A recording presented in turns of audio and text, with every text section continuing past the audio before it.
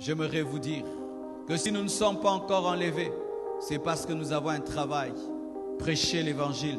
Sinon, nous serons déjà enlevés. Le jour de notre conversion, Jésus t'aurait pris. Mais si tu es encore sur la terre, c'est parce qu'il y a des âmes qui doivent être sauvées. Les âmes, un terme qui doit revenir dans l'église. Évangélisation, évangélisation, évangélisation, évangélisation, évangélisation, évangélisation, évangélisation, évangélisation. Bénédiction, bénédiction tout le temps, bénédiction tout le temps, bénédiction tout le temps, bénédiction tout le temps. La bénédiction n'est pas la priorité de l'église. La bénédiction n'est pas la priorité de l'église.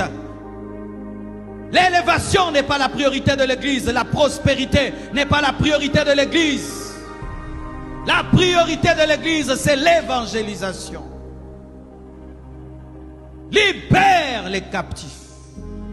Libère ces hommes qu'on amène à la boucherie. Libère. Comment peux-tu libérer? Comment peux-tu libérer une âme si tu ne peux prier pour elle? Comment peux-tu libérer une âme si tu ne peux t'agenouiller et pleurer pour elle? L'église ne prie plus pour les âmes. Autant nous ne prions plus pour les hommes de Dieu qui ont abandonné Dieu. Nous ne prions plus pour les âmes. Nous ne prions plus pour les âmes.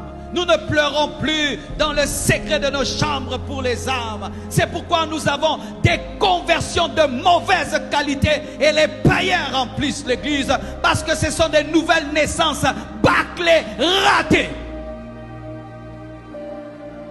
C'est la prière d'enfantement qui engendre des vraies conversions. Tu ne peux convertir un homme que si tu as prié pour lui.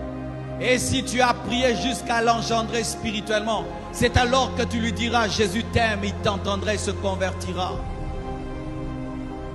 L'église primitive n'a pas commencé par une croisade. L'église primitive a commencé par une chambre haute.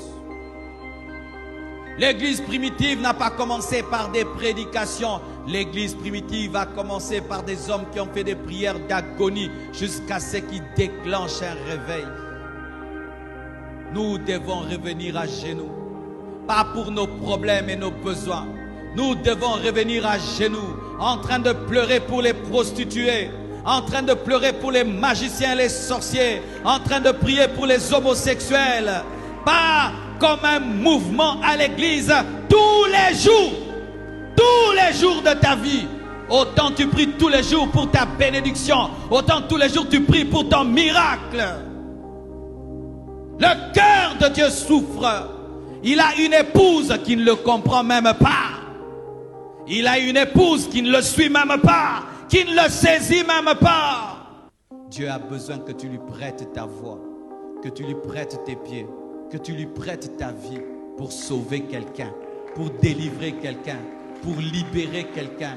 Il veut passer par toi pour sauver quelqu'un, mais tu es tellement distrait, tu es tellement dans le monde. Et aujourd'hui, si vous pouviez entendre la voix des païens, les païens sont en train de dire ceci aux chrétiens: arrêtez d'être distraits, sauvez-nous, arrêtez de vous chamailler, sauvez-nous, arrêtez vos divisions, sauvez-nous, arrêtez de nous envier, sauvez-nous, arrêtez d'aimer le monde, sauvez-nous, arrêtez de ne rechercher que vos bénédictions, sauvez-nous.